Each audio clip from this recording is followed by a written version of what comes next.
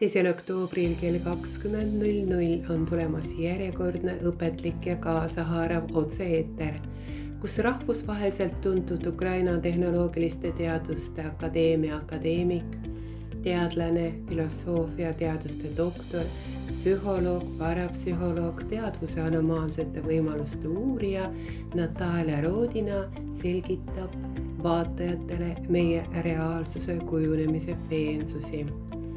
Tänase otse-eetri sisu on järgmine. Inimesed vestlevad tihti iseendaga, seda isegi teadvustamata. Me kurdame. Ma ei kuulanud iseennast. Kurdame, mul on vaja iseennast kuulata. Me väidame, ma ju ütlesin iseendale. Ja nii edasi, ja nii edasi. Kõik meie teod on kooskõlastatud peas olevate vastustega ja tulemused pole kaugeltki nii roosilised. Me mõtleme sageli hingele, iseenda minale, sellele kavalale egole ja teistele võimalikele vestluspartneritele. Aga kes siis tegelikult meiega räägib? Natalia Rodina aitab täna vaatajatel selles vestluspartnerite kaleidoskoobis orienteeruda ja avada meie teadvuse saladusi. Pange nüüd tähele.